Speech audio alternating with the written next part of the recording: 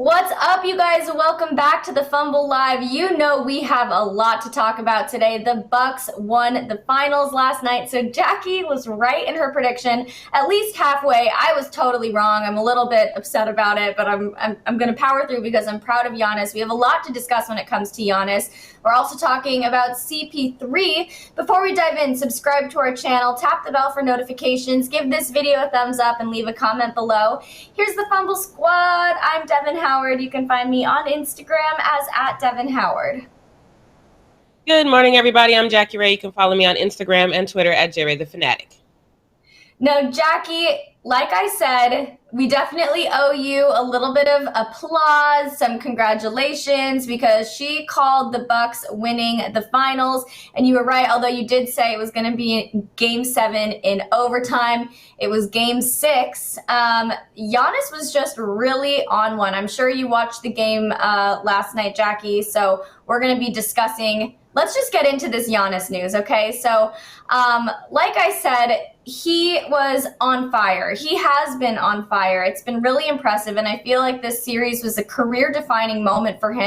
It really solidified his status as a superstar, and it definitely made me feel excited for what's to come in the future for him. Because, of course, there have been times in Giannis's career where we've questioned whether or not he's really able to fit into that superstar role, if he's really able to live up to the high standards that people have set for him, and I think above all else, this series really proved that he is capable of pulling through and being the kind of player that we've always wanted him to be. Leo, can we throw up the first image here? So these are just some of his accolades. This is a lot. So NBA champion, NBA Finals MVP, two-time NBA MVP, which we know Jackie disagrees with one of those, a five-time NBA All-Star, NBA All-Star Game MVP. I mean, the list goes on and on. This is super impressive. Just all of the accolades, all of his achievements, very, very impressive what he's been able to accomplish. And then also, not to mention, just being able to bring home a finals win for the Bucks for the first time since 1971. That alone deserves like a huge round of applause. Let's get into the second image here. So this one I think is really cool because in Game 6 we see he had 50 points.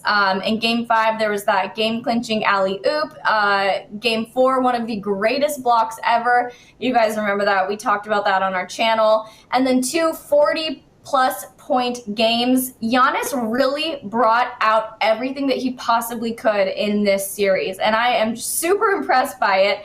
And he's still so humble about everything.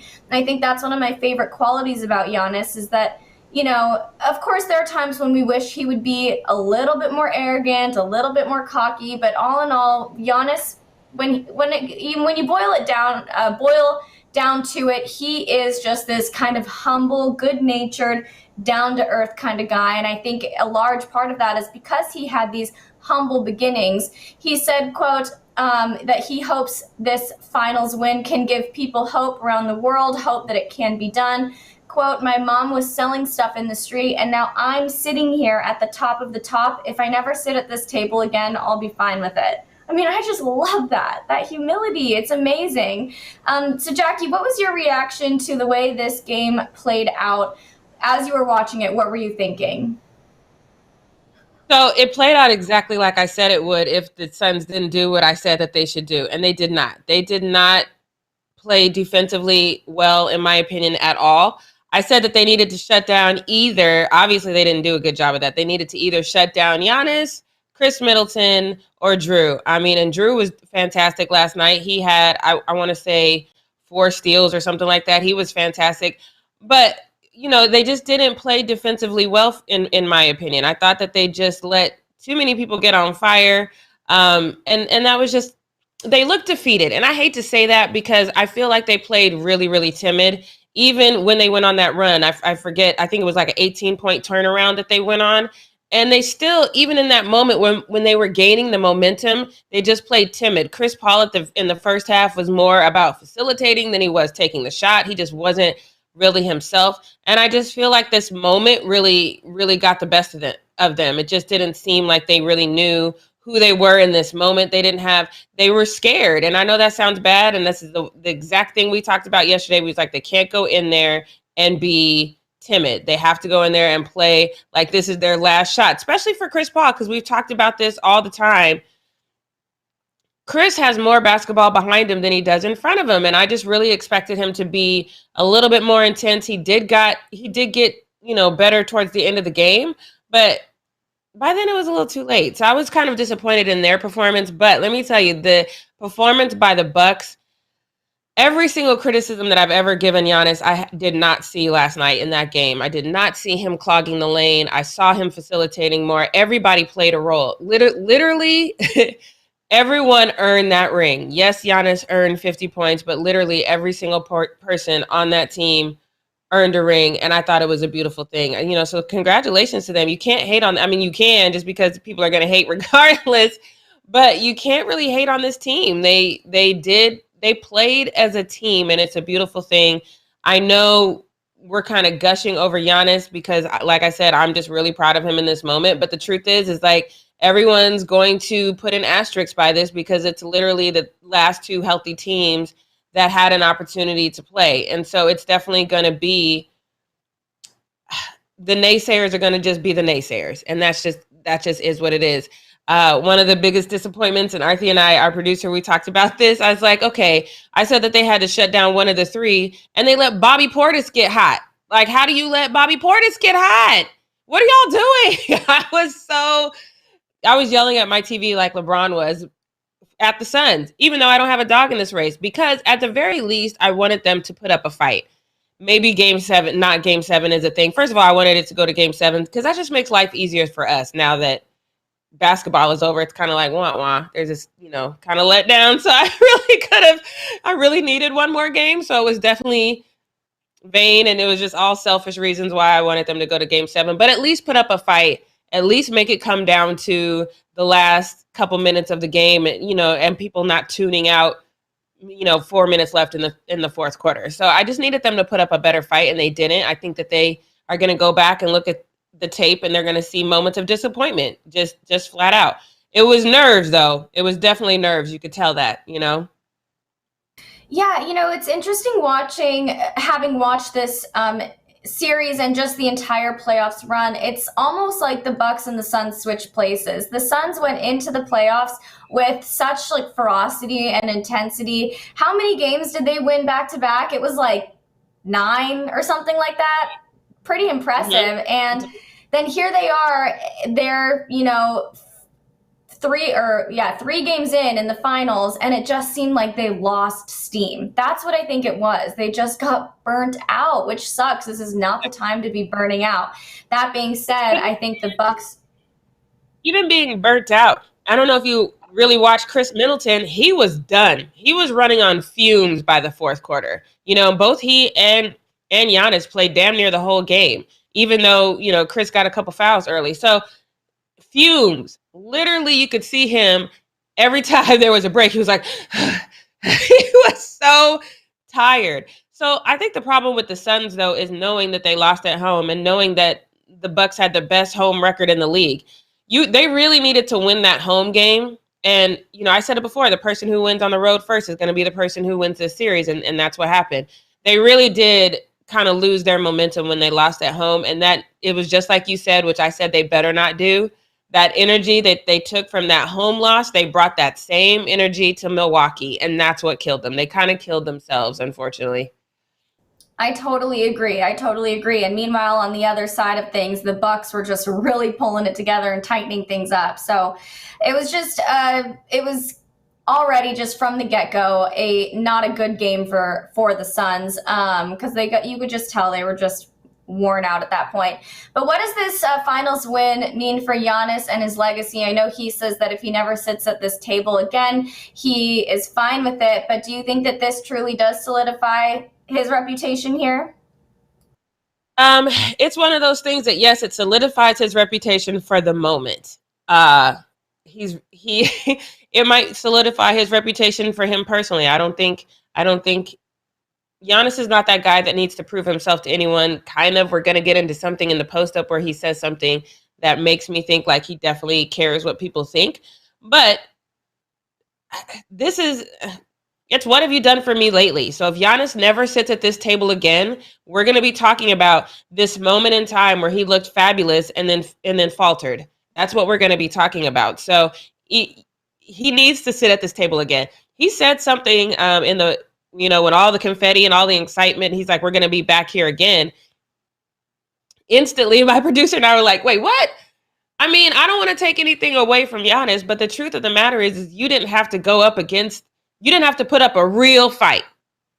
I'm not one of those people that I don't do the whole, I don't ride the short bus, so I'm not going to say something as asinine as like, this doesn't count or it's a Mickey Mouse ring. I just throwing all the shade at y'all who say that because that's just asinine. But, so because you still have to put in the work. But those people who say ridiculous things like that outnumber those of us who operate in logic. So he has to run it back against a healthy squad. I don't think that's going to be next season because we're coming back too quick yet again. So I think injuries are going to abound yet again. So he might run it back next season.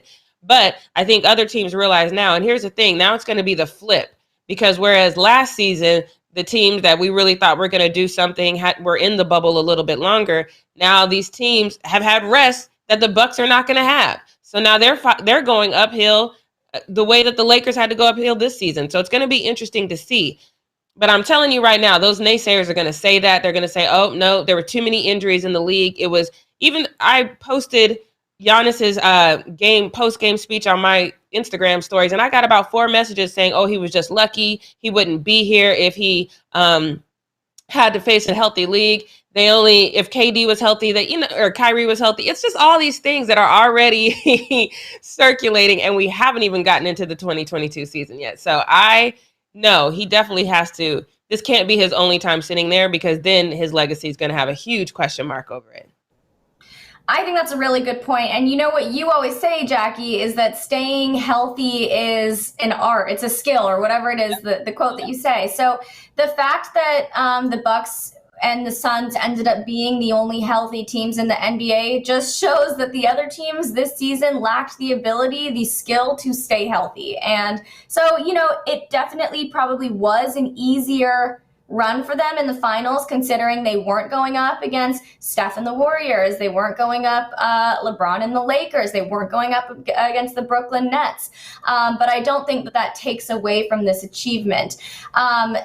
I also want to continue this conversation just a little bit because when we do come back next season, I think the competition is going to be way more intense because we're going to have Klay back on the Warriors. We're going to have LeBron and AD fully rested, like you said. We're going to have the Brooklyn Nets hopefully still together. Who knows what's going to happen with them, but they're probably going to still be the super team that we thought they were going to be this season. So you don't feel, just to reiterate, you don't feel it's possible for the Bucks to win a back-to-back championship considering how stiff the competition will be next year?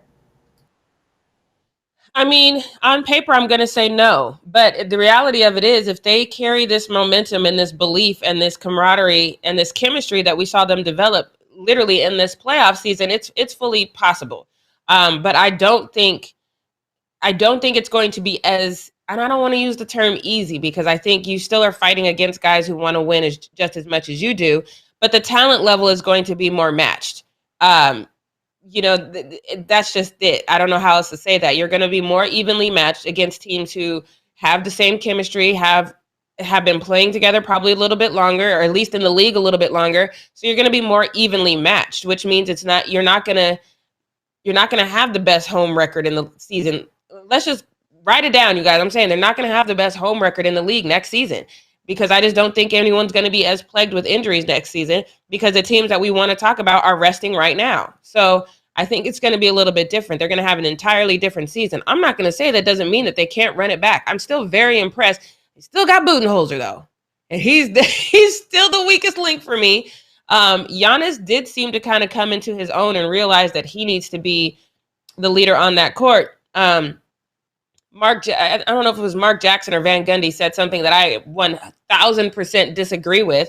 They said that Giannis doesn't need to lead vocally. He can just be the leader on the court, and that's it because the way he plays on the court. That doesn't work. Kawhi has taught us that does not work. But Giannis isn't that person. He's also a vocal leader. And now he's kind of been this butterfly and came into his own, and his game kind of modified within like in 2 games. He all of a sudden was not doing the things that we've criticized him for almost in his entire career. So it's fully possible, but I'm just saying it's not going to be this yellow brick road, to the Emerald City. It's not going to be that easy. You're going to run into the Wicked Witch along the way. It's going to be a little bit harder. So we're just going to have to see how they're going to persevere through that. But I don't want to take anything away from this moment. And that's the other thing. I was in a full-on Twitter battle yesterday. Like, can y'all just let them have this moment? They have not won since 1971. Most of us weren't even alive then. Like, what are we talking about? Let them have this moment. Let them enjoy this, and let's not look too far into the future, because this time last season, what were we not looking forward to? The Bucks. So we don't know what tomorrow is going to bring. Let them have this moment and let them enjoy it. And I think Mike Glock asked the question earlier. Yes, I'm on Giannis's IG. He was at Chick-fil-A this morning. He's just living his best life right now. He's happy and he deserves this moment. Let him have this moment. Just to be another one of the annoying people who's taking away from their moment, our producer just reminded me of Game 7 when KD's foot was on the line and that cost the Nets that game. So they were so close to not even being in this position.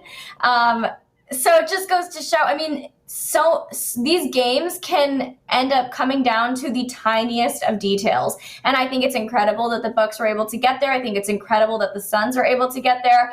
And this championship still means just as much. But yeah, it's not like it was easier, but they just encountered less resistance along the way. And that's fine. Sometimes it's going to be smoother sailing on the way to the finals, and other times it's going to be a lot more difficult. Next season, I anticipate it's going to be a lot tougher to get into the finals, unless, of course, we have another multitude of injuries because of, shortened off seasons and back-to-back. Yeah, so that could happen. Let's move on to talk about... Before we do, I just want to address JD in the chat, because I think he's missing it. JD says, I'm tired of this notion that your star player has to be the leader. Kyle Lowry isn't a star and he was a leader. Rajon ain't no star and he was a leader. People got to stop. You just kind of negated your whole point, because that's not ever what we said. We've always said that Kawhi needs a wingman. He needs to have somebody that can be the leader. But you absolutely 100% without question, I don't care what you think, you need a vocal leader on that team. If your star player is not that, you need to have somebody who is. So no one's saying that just because you're the star, you have to be the leader. However, that responsibility usually falls to you if you're the star, because that expectation for you is so much higher than it is for everybody else on the team. So if the expectation is higher for you, then to whom much is given, much is required. So you are expected to be that leader. And if you can't, you better recognize it and ask for somebody. You better ask for somebody to step in and be that role. But that's just how that goes. You always need a vocal leader on that team. Well, speaking of a vocal leader, let's talk about Chris Paul, because he really was the vocal leader that the Suns needed. Amazing transition, can I just say?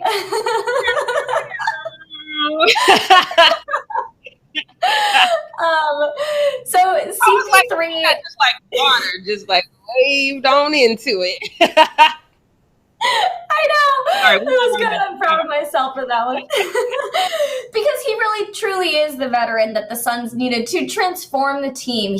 I think we can say he brought out Devin Booker's star power. He put a spotlight on what D-Book is able to do, because he was able to kind of get everybody else on the same page, not the same level necessarily. But obviously, this finals win meant a lot to him, because he is 36 years old. So losing really, really hurts. And the big question for him, just as it is with any older NBA star, is what are you doing next? Are you retiring? And he said, quote, "It will take a while to process this or whatnot, but it's the same mentality. Get back to work. I ain't retiring, if that's what you're asking. That's out. So back to work." So he's planning on definitely resuming basketball next season. He's not going to be throwing in the towel at this point. And he says that the focus right now is just figuring out on how they can improve. He said, Quote, right now you're just trying to figure out what you could have done more. It's tough, great group of guys, hell of a season, but this one's going to hurt for a while. I just look at myself and figure out how can I get better? What could I have done more? And make sure I come back next season ready to do it again. So he is 36 years old, same age as LeBron. He'll be 37 next year. This moment, especially considering what teams are going to look like next year, this moment I think was his best shot to win a finals championship. Do you think that he has another chance to win it all? And that's what I said yesterday. No. And I hate to say that, just like a period and nothing else, but no, I don't, because I think as much as I don't want to take away from this moment, this was your best shot. Unfortunately, injuries did plague the league, and this was your opportunity to capitalize on that. I mean, again, I like Devin says, I always say that staying healthy is a skill set. And if other teams don't have that skill set, you need to capitalize on that. I think teams that weren't healthy last season, they kind of know why. They've probably rest. They're doing more strength and conditioning now. Like I said, they're having the opportunity now that the Suns had last season, and that was to be at home resting while these other guys battle it out. So I don't think he's going to have this opportunity again, which is unfortunate. I think that he doesn't play as physical as LeBron, so I think he probably has another 3 years in his tank if he really wanted to. But that's a lot, saying he's going to play till 39. But he's not as physical. I think LeBron has 1, maybe 2 years left because he's a little bit more physical with his style of play. But either way, both of them have more basketball behind them than they have in front of them. It's a little bit easier for LeBron to look over his shoulder and feel content of all that he's done in the league because he got the hardware. Chris doesn't have the hardware. And unfortunately, I think he's about to be the Dan Marino of the NBA. Like he's great, but he's not walking out of here with any kind of championship. And so I think that there's, I just don't see, because the Suns, the way that they are right now, are great. They play great as a team, but they've been exposed. They're not the team that you're going to worry about. They're the team that if you just play good, and that's where they missed it last night. They weren't even playing good fundamental basketball. There were so many second chance shots that they missed. They were shooting the ball and then trying to transition back on defense, and no one was there under the basket to box out and get the rebound to get that second chance shot. They've been exposed. Are these things that can be fixed during the offseason? Perhaps. Have we seen a lot of teams fix these type of things in the offseason outside of trades? No, we haven't. It just doesn't happen like that. So I just don't. I mean, I appreciate him. He has to think that it's possible. But if we're looking at the reality of it, this was it. This was his one shot. And unfortunately, they didn't win. So I think he's going to, I know it's sad to say, but I think he's leaving this league with no ring. Oh, that breaks my heart. This whole thing has been kind of disappointing. But also disappointing was the way I felt watching Chris Paul play and Devin Booker, because Devin Booker has been so impressive in the finals. He had, back-to-back 40-point games. He put up like 50-something points. So he's been really just insane. But last night, he walked away with 19 points. What do you think happened with him? Both, the whole entire team just looked shook to me. I can't even remember. I think it was DeAndre Ayton that had a moment in time where the ball went up. Like I said, these second chance shots, and he goes to bat it to a teammate because he realized he's not in the best position to get the rebound. He goes to bat it to the teammate. He ends up batting it to the Bucks because the Nets have already started running down court. Nobody did basics, just the very, very basics. And I think that they were very, very timid. Devin Booker did not play well. Chris Paul started this whole let me turn over the ball a lot. He corrected it. He reeled it back in. But right off the top, he was almost turning over the ball. DeAndre Ayton was almost immediately in foul trouble. It was just, and I'm not mad at him at that because he had to guard Giannis. He did the best he could, but it was not working. And even when you get a foul against Giannis went out and got 17 for 19 free throws last night. This is not heard of. Things that the Bucks usually do wrong, they were doing right. Suns didn't do anything right. I mean, I don't want to say anything right because they did overcome, I think, an 18-point deficit at one point. So not saying they didn't do anything right, but they didn't, once they got that momentum and kept that crowd quiet for that stretch of time, again, didn't capitalize on it. You need to do the basics. You can't be scared. You can't have them get one basket and then all of a sudden you're like, oh no, and all panicked. But that's what it looked like to me. They played panic. Chris did not, and I don't want to put it all on him because, like I said, it's a team sport, but he was too caught up in facilitating at the beginning of the game. That bothered me. Score. Put the shot up. You can make the shot. Don't get so inside your head that you're like, oh, we got to bring up. No, if you got the shot, take the shot. It was just one of those moments where you could tell they're not used to being here. That's all it is they're not used to being here. There was too much spotlight. That crowd was insane. That stadium was packed. There was 65,000 people outside. So I get it. It's a lot to go up against, but you have to go up against that. The best feeling in the world is to silence a crowd. That's the best thing. That is the best feeling in the world, and that's the feeling that they should have been chasing after. Jeremiah says Steph Curry was injured. We're not talking about Steph Curry. I know you want to talk about Steph Curry, but let me tell you. Let me make a prediction right now. Let's get Jeremiah mad right now. Warriors are not going to be in the Western Conference Finals. I can tell you that right now. That is not going to happen. Not going to happen. Oh, all right. Somebody screenshot this whole thing. Warriors are not going to be in the Western Conference Finals. I said it and I meant it. Wow. Okay, Jackie, what a way to end Need to Know News. Damn. Congratulations to the Bucks. Sorry to the future Warriors who apparently are not even making it to the Western Conference Finals. And on that note, let's get into the post-up. I figure the best way to start off this post-up is to get Jeremiah mad about things he has no control over. It's always just fun to me. Anyway, like it or not, guys, I know some of you guys are hating in the chat, but you have to be happy for Giannis. I know we are also sad for Chris. I think it's one of these emotional trips that we're on right now. But I want you guys to think about this because this is crazy.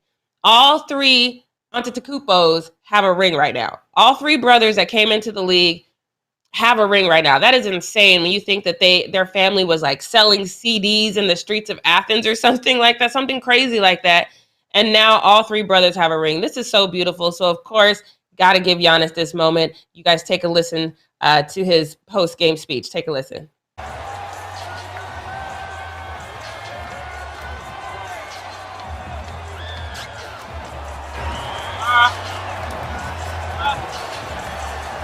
The emotions come pouring out.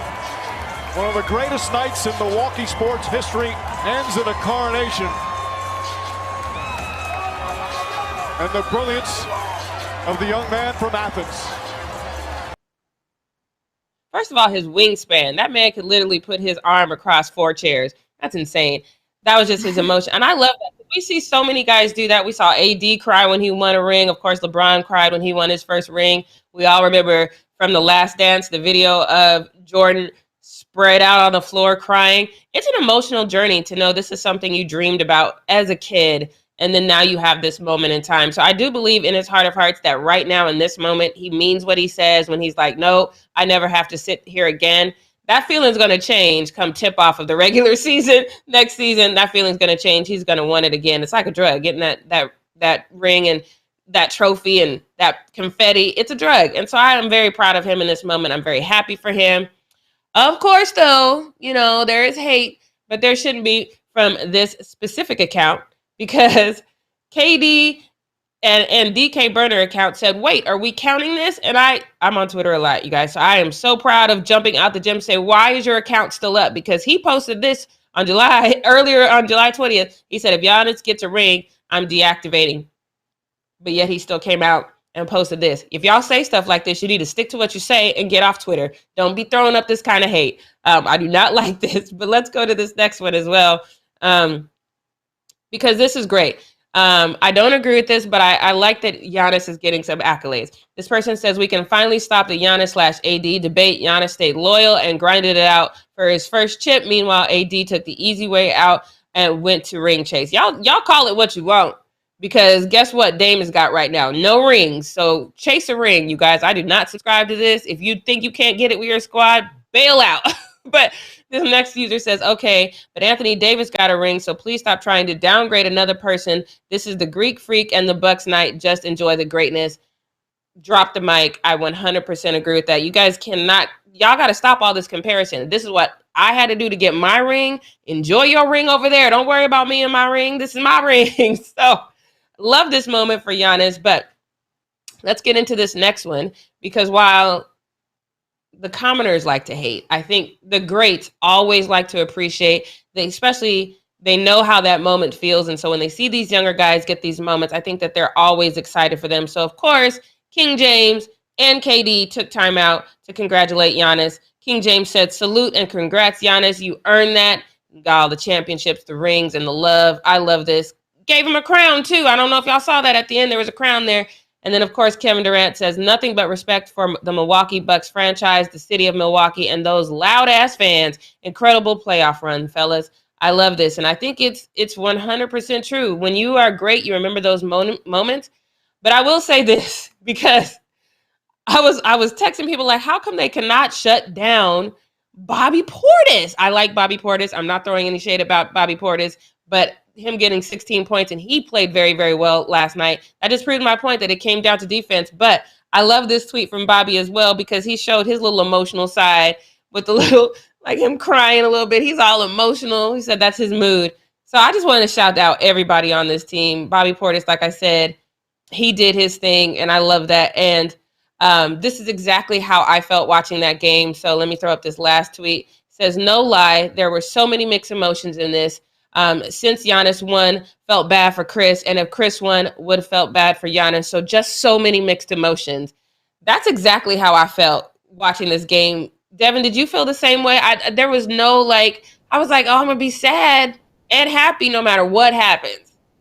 Yeah, of course I felt the same way. And I think that there are so many people that shared that same sentiment with us, except for people who are diehard Suns fans and diehard Bucks fans. But even then, I feel like even Bucks fans can look at Chris Paul and be like, damn, that sucks. I think that there is it was a weird finals situation here, a lot on the line for both teams. So I definitely 100% felt that way.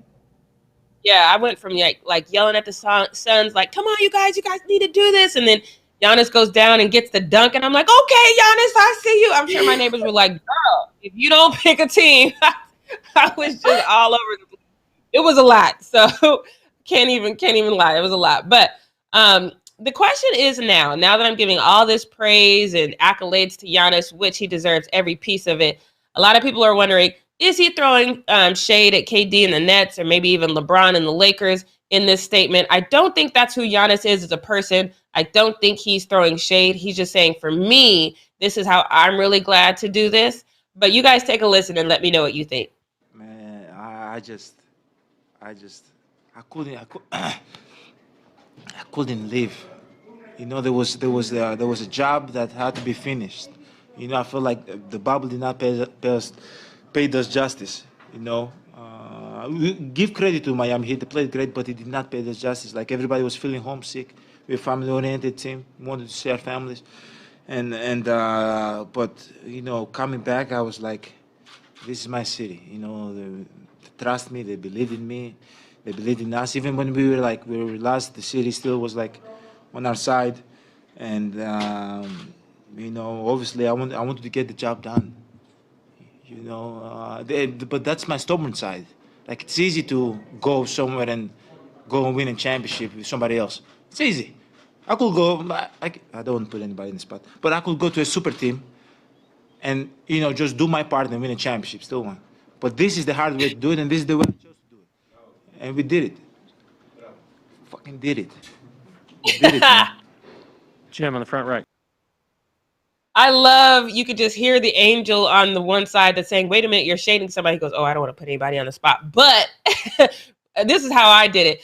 Kevin Pryor in the chat said, yes, he's absolutely shading people. I don't know. I think he probably is. But of course, people want to remind him that they are just one of the two teams that were healthy this season. So let me get to this one. Says he's acting like the Nets wouldn't have swept him if they weren't healthy. And of course, if KD's foot wasn't big, we just talked about that. And then this user feels the same way as well. He says, I can respect him for playing for a small market team and not joining a super team. But people need to realize if the Nets/Lakers are healthy, the Bucks aren't winning the chip, let alone making the finals. Devin, How do you feel about that sentiment? Because here's the thing for me, and I'm a Laker fan, right? And I agree with that sentiment because the whole season I was like, you gotta do reserve minutes here on this because we can't win this without a fully healthy AD, a fully healthy LeBron. I said that. However, that's not what happened. Frank Vogel played them. We got hurt. We had issues. So I don't even care about the what ifs. The fact is that's not what happened. So do you think that the fan base is right in saying, hey, enjoy it while it lasts, but this shouldn't really be yours because everybody got injured? Do you think that's a fair sentiment? I mean, I don't feel it's kind of goes back to what we were talking about in Need to Know News. I don't think that that's a fair sentiment because these guys were able to stay healthy when nobody else could. And like you've been saying, that is a skill in and of itself. But like I said before, they did kind of get here because they encountered an easier path. And sometimes that happens for teams. I don't want to say that it doesn't mean as much or whatever. But I think that had they been going up against a fully healthy Warriors team with Clay back on the squad, a fully healthy Lakers team, or a fully healthy Nets team, things would have looked very, very different. But you can go back and look at the what ifs all the time, and you can try and take away from this achievement for the Bucks. But ultimately, they were the ones that were able to get there. They won fair and square, even if KD's big foot did cost them the game that one time. But they won fair and square. So I don't like this sentiment, really. I think I just want to give credit where credit's due, and they deserve it. Yeah, and I've never liked this sentiment of the what if, because that's not what happened. And this is Giannis we're talking about, the guy that we've always not we, but like a lot of people have said, oh, Kenny. I love this moment for him. Again, it breaks my heart, especially when I said that I don't think Chris is going to get a ring now. Of course, that breaks my heart for Chris, but how could you not be elated for Giannis? This is such a special moment for him. I think if you think it's not, something is wrong with you, but I will give you a pass if this next one triggers some feels, because this one, if you are hating on Giannis right now, and this one triggers some feels in you, you definitely get a pass. I want you to take a look at this. So I don't know if you can see it, but this is from Mamba Insider, and they posted this moment in time where Kobe basically shouted out Giannis. You see Kobe in the pictures there with him. The first one says, Giannis was asking, okay, what do you want from me?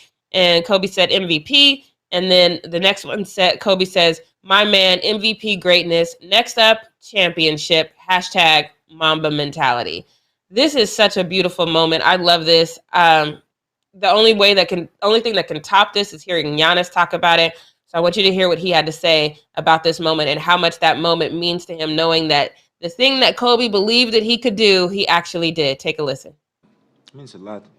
This started like almost like a joke at first. Like it was like I think a Nike ad, and he was sending like challenge to players, to Isaiah Thomas, DeMar DeRozan, and all that. And I was like, yeah, let me just shoot my shot. Kind of like was my challenge. And he was like MVP. But at first I was like joking. I didn't thought he's going to respond to me. But when he did, he made me believe. Like I'm like Kobe Bryant thinks I can do this. I can play in the higher level and lead my team and win the MVP. And I had to do it. I had to work hard. And not necessarily let him down. I had to work hard because people believe that I can do it. And that's the thing. I'm a people pleaser. I don't like letting people down. I like when I resigned with the city of Milwaukee, that's the main reason I resigned, because I didn't want to let the people down and think that, I don't work extremely hard for them, which I do, but be able to accomplish those things in this period of time it's crazy. It's unreal. It's freaking unreal. I can't believe it. You're muted still. Thanks. I think it is unreal to look up to someone like Kobe and then have that moment where you're like, oh, wow, this is unreal. This is such a great moment for Giannis. I want to shout out the case for Kobe Bryant as the GOAT of the NBA. That's a great title. He says he probably is throwing shade, but he's right. Only Elijah won and Dirk won titles without another Hall of Famer in the last 40 years. So fair enough. Enough said on that one. Thank you so much for the $5. Definitely appreciate that. But let's go on to this next one because this is a team sport. And like I said, Bobby Portis definitely contributed. So I know I was surprised that they didn't at least shut him down. If you can't shut the three down, at least shut Bobby Portis down, but they did not. You guys know he left the Knicks and now he's being embraced with Milwaukee, and he talks about how he joined this team specifically because they matched his work ethic. So I like his post game as well, so take a listen. Champion. It means the world. For 10 months straight, I was at home just working out, real depressed, just real down on myself about not being invited to the bubble with my team. Having a chance just to go home and work out and hang out with my mom. I found peace again. I found peace in my life. And coming here, man, was the best thing that ever happened to me, man. I wouldn't trade it for the world. Thank you so much, Bobby. Congratulations. Appreciate you. Let's go, Bucks. Let's go, Bucks. Let's go, Bucks. Let's go, Bucks. Let's go, Bucks. Bobby is such a likable guy. To hear him say that he was super depressed, and we know we talk about mental health a lot. I see you guys in the chat. Bobby. I'm so with that. He's already a meme, though. I don't know if you guys remember going into the fourth quarter, he was standing there and he's got those big old eyes and he's already a meme. Love this. There's so many feel-good stories within this win. A big sad story on the other side of the ball, but this is a very feel-good story. Happy for Bobby as well. But like I said, there is some sadness on the other side of the ball. And what can you do in that moment? What can you do when something you work so hard for, everybody wants you to get, your city wants you to get, you want to get it for the guy on the team that might not have a chance again. What can you do in that moment? There's not a lot you can do. Devin Booker, I want to show you this because this is all you can really do. You got to feel for this kid. He's just looking at them celebrating and all he could say was damn and then turn and walk off. And it was like a level of frustration, a level of sadness, a level of reality setting in like, damn, this is really over for us. Like we did not get this. That hurts. You got to feel for the kid. You just have to. But this fan has a cure for this curse that seems to be following people who date the Kardashians around. So he says, damn, yeah, now he needs to go back home and dump Kendall Jenner. Devin, I know you have an opinion about that. Is this once again the Kardashian curse? No, I don't think so. I feel like the Kardashian curse has been disproven a couple times now, and the fact that D-Book was able to make it this far and do everything that he could do tells me that the curse is not real. Don't dump Kendall. If you like her, stay with her. And he's young, so he still has so many more opportunities to win a championship, and I definitely think D-Book is going to be walking away from his NBA career with at least one ring, probably more. Wouldn't you agree with that? It depends. I mean, it's definitely possible. The current squad that they have right now with the Suns, I don't think gets a ring. Obviously, trades and stuff happen, and we've seen teams recreate themselves time and time again, so it's possible. But no, not with this current squad. So yeah, ask me that after they make some trades and whatnot, but not with this current squad. So we'll see. But I have one more tweet because this fan has a totally different opinion. He says, and I like this because this guy is obviously a Suns fan. He goes, from not making the playoffs to even winning less than 30 games the year before, they were thin, man. Made the finals like crazy, exceeded expectations. That guy's a real fan. Because at the end of the day, you got to be happy for your squad for getting this far. It's obviously really hard, especially this season, to stay healthy and get this far. So shouts out to the real fan who's still rocking with this team. I love that. All right, so now let's get on to this next one. This next one is another reason why it's heartbreaking, because we know Coach Williams on the other side and all that he's gone through, and he and Chris Paul kind of having this full circle moment where they came back together, and this would have been the Cinderella overcoming tragedy story that we would have loved to see. Van Gundy, if you watched the game last night, he implored fans, go on YouTube and watch Coach Monty Williams give the eulogy at his wife's funeral. I'm going to second that sentiment. If you have not seen it, go ahead and look at that because it's a beautiful thing. You can kind of see how Coach Monty is not only comforting himself and his family, but also teammates who loved him and his wife as well. And he's such a stand-up guy. Anybody else, we would have been like, oh, this is weird.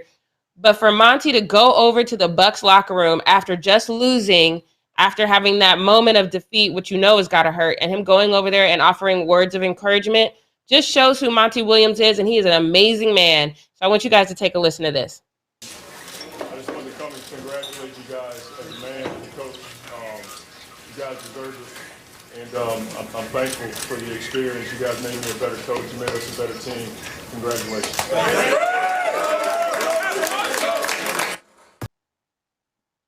Monty Williams is such a good coach. He's such a class act. He's such a mentor. He's such a motivator. This man is amazing. I don't know how. I agree with you. I was just about to say that. I don't know how this man didn't get Coach of the Year, because this is amazing. He's just an all-around good guy. I can't even say enough good things about him. So shout out to Monty Williams. I know this hurts, but what a stand-up move you made right there. But I can throw some shade right now, though, because I have clowned this woman time and time again for asking bonehead questions. And here comes Rachel again. Rachel is like, let me remind people why Michaela is on the sideline and Maria Taylor is in the booth. Let me remind them of the ridiculous type questions I ask of players. I wouldn't have done this. If this was me and I've been banished to just asking the questions post-game, I would have asked some sort of stellar question. This is a rookie move. This is a question you ask when you've only been a reporter. This is your first rodeo in the finals. This is not a Rachel Nichols, I've been doing this for a while question. But she asked it nonetheless. Y'all take a listen. Go ahead, Rachel. What does it feel like? I feel like we just lost. You know what I mean? So, yeah. What else am I supposed to say to that? Feels like I lost. Heifer, what you mean? I cannot stand Rachel Nichols. Dumbest question. That really is dumb. What's it feel like? I don't know. What was she like? Whenever I'm doing an interview and I ask somebody a question, I always try and anticipate the response. What am I going to do to get the best response out of them? What's it feel like? I don't know, like shit. It's like so dumb. Like I want to come off this podium and slap the hell out you because you just asked me a dumb question. That's what it feels like. What am I supposed to say right now? I hate this question. She watched that entire game and she didn't say to him, hey, Chris, it looks like you guys lost some momentum. Given that you're 36 and you know there's more basketball behind you than in front of you, what do you think is next for you? That's a question, not what does it feel like. It feels like my heart just got pulled out. You crazy in asking me this post game instead of being in the booth. Heifer. I'd have been so mad at this lady. I'd have talked real about her. But here it is. This is the only answer to the question as to why these questions are asked. And this person says, why does she even have a job at this point? That was my question. And then this Mike nailed it. He said her mother-in-law basically owns ABC and has a big say in the whole ABC/ESPN thing. Boom. That's it. Because if you at this point in your career are asking 36-year-old Chris Paul how it feels, you ain't supposed to be there. That's all I got to say about that. Let's move on to this next one. Because there were a lot of people. I know those of you who watched the game, there were so many people, star power on the sidelines. I saw, I think, Chris Tucker, Dave Chappelle, of course, my boy, Larry Fitzgerald was there. But here's my question. Because, you know, I've not got to sit courtside at a Laker game yet. That's my goal. But if I do, and I should happen to be sitting next to a famous person, wouldn't it be fair to say I should expect the camera to come my way at some point? And if that's the case, and I got something to hide, why would I sit there? That's my question. But y'all take a look at this woman that is sitting next to Larry Fitzgerald. And you see her? Play it again. You see her? Oh, there's a camera. What is she doing? Instantly when the camera goes on her. First of all, you got a mask on, lady. Second of all, why are you sitting next to a celebrity if you are not supposed to be there? Again, that's the question to ask. And of course, somebody on Twitter asked it. And there's no answer for this. There's no answer. People were like, why is she doing this? Who would sit next to a celebrity and not expect to be televised? Fair to say that sitting courtside and not expecting TV time is foolish at best. Devin. At best, I'm thinking maybe she's stepping out with somebody she shouldn't be stepping out with, or maybe she called in sick to work. Either way, do you sit beside Larry Fitzgerald? Wait, okay. I think I have an unpopular opinion here. I don't think she was hiding from the cameras. To me, it looked like she got a sudden itch on her forehead because she's moving her hand around a lot, and so she was just trying to like get it or something like that. Or she was trying to make her forehead not look too oily anymore, and so she was going like this. Leo, can you roll the hiding? We got to see this, Leo. Hold on. I totally feel like this woman was like, oh, damn, I could be wrong. I don't know. I mean, it seems like a lot of people felt that way, but when I watched the video, yeah. Oh, no, she definitely. Oh, damn. I feel like it seems like she's like adjusting her mask or like rubbing her forehead or something. No. Because it's right with a yeah, the camera heard that she goes, oh, no, she definitely hiding. This is me giving her the benefit of the doubt. I like to believe that people are good, and if she's hiding something, then that sucks. I don't know. Right. I mean, if she doesn't want to be caught, then yeah. There's not that much oil on that woman's forehead. She's definitely hiding. I don't know. If she is hiding, then don't sit courtside. Bad idea. It's not even don't sit next to a celebrity. Just don't sit courtside because you're going to be caught somehow. Yeah, no, I agree. Everyone in the chat thinks you're wrong, Devin. She was definitely hiding from somebody. I don't know. I really believe like she told her husband, I got to work late. And then the dude next to her got her courtside tickets. And her husband's probably like, well, she definitely hiding. For sure. All right, you guys, that's all I got for the post up. Let's get into this what we not gonna do, because this one actually makes me really, really sad. Last week, I had a chance to interview Olympic high jumper Rachel McCoy. If you missed that, go to my YouTube page now and you can see a clip of it. It was amazing to hear her story. After that interview, her mom instantly contacted me on Instagram, and her and I had a chat, and I was asking her how excited she was to go to Tokyo. She's like, I can't go to Tokyo. Tokyo has shut down everything, so only athletes and essential personnel can get into Tokyo. And I was like, okay, that makes sense, especially here in LA. We get it because we have to start wearing masks again. So with the pandemic being on the rise, that makes sense. But here's my thing.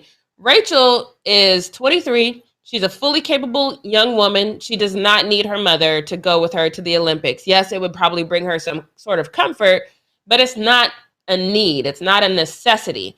So some people, it's the opposite. It is a necessity. So while the Olympics are going on, just so you guys, I'm sure you guys know, but at the same time the Olympics are going on, the Paralympics are going on. Let me digress real quick because I had a conversation with a friend yesterday. And for those of you who probably may or may not follow the Paralympics, a friend of mine kept referring to the Paralympics as the Special Olympics, and I didn't catch it immediately. And then I was like, well, isn't there a difference? And I looked it up. Yes, Special Olympics is more for like, intellectual disorders or anything like that. And then Paralympics are for anywhere from mental disorders to like loss of limbs. We all know about the South African runner. He was called Blade Runner. So those people, sometimes you'll have people who are actually in the Olympics at one point, but end up in the Paralympics because they might have lost a limb or something. So I don't know. I just felt like that was important that you guys know there's a difference between Paralympics and Special Olympics. So with that being said, though, again, Rachel McCoy, fully capable 23-year-old, doesn't need her mom. But now let's talk about a young lady who might. And this is another reason why the whole Olympic committee right now is just trash to me, because Becca Myers is a 6-time Paralympic medalist. She won 3 golds from the 2016 Rio Games, but she's deaf and blind. Okay, so she's a deaf and blind swimmer. So I want you to keep that in mind and just think about how going to a foreign country and being deaf and blind would impact you. Obviously, you're going to need somebody to assist you. In her case, her mother is her personal care assistant. So with the Olympics, that's called the PCA, your personal care assistant. If you actually need somebody to care for you, then maybe they could come. But the Olympics did kind of crack down on that a little bit. So there is a maybe. But most of them they're allowing. But in her case, since her PCA is her mom, they were like, nope, your mom can't come. Even though this blind, deaf swimmer would have to go to Tokyo without their personal care assistant. How would that even work? Because now you're going to have to rely on strangers maybe competitors, teammates, something like that, to wake you up, to do the thing that you need to do, and to navigate you around a city that you're uncomfortable with. But they're saying, no, she can't go because it's her mom. That's how they're looking at it. It's like, nah, that's your mom. We're not allowing anybody to go. So her family had tried to reach out to the Japanese government and say, hey, can you please make an exception? She's come before. And let me read you this response that they received from somebody in the government. And he said, it's just so heartless. He goes, there remains no exceptions to late additions to our delegation list other than the athletes and essential operational personnel per the organizing committee and the government of Japan. As I have said to you both on the phone and over email, I empathize with your concerns and I wish we could find a way, as we have in the past. But they're basically saying, no, you can't bring your mom. So this young lady, Becca Myers, has to drop out of the Paralympics. And she said, quote, I would love to go to Tokyo. Swimming has given me my identity as a person. I've always been Becca, the swimmer girl. I haven't taken this lightly. This has been difficult for me. I need to say something to affect change because this can't go on any longer. I don't understand the problem, though. Again, if it was just her mom, if she was a fully capable swimmer that could see and could hear fine and could navigate fine on her own, of course, your mom's not going to come. Your mom can't come. You're a big girl. You're fine. But that is not the case. She's deaf and blind. She needs somebody to assist her. I don't understand what the problem is. I don't understand why they're saying, yeah, no, your mom can't come. We know we've allowed this in the past for past Olympics. We're not going to do it this time, though. She can't come. So she had no choice but to drop out. And to them, they're like, okay, well, she just dropped out then. This hurt my heart to my core because, this isn't just a young girl that wants her mom there. She needs her mom there. Her mom is her personal care assistant. It's in the title. She's my personal care assistant. I don't have a caregiver because my mom is my caregiver. This makes no sense to me. This broke my heart. What we're not going to do is not keep calling out these Olympics for this trash system that they have. Their system is trash. It needs to be redone from the top to the bottom because this is not acceptable. This broke my entire heart for this young woman, especially to hear her say, this is how I identify. This is who I am. And now I can't do the thing that I identify with. Devin, this literally, when I read this, I was like, oh my God. It almost brought me to tears to hear that she can't go just because they're like, no, that's your mom. Yeah, I agree with you. This is incredibly heartless. And I understand wanting to, follow the rules, maintain certain regulations and protocols. But I think that just humanity requires that we're able to be flexible. And in this situation, flexibility was definitely warranted. I think it's absolutely tragic that she dropped out. And I think that it just shows how insensitive the Olympic committee is being, or I guess this is for the Paralympics, but just how insensitive these governing bodies can be towards people who really just need our compassion the most. I think it's devastating and I think it's shameful.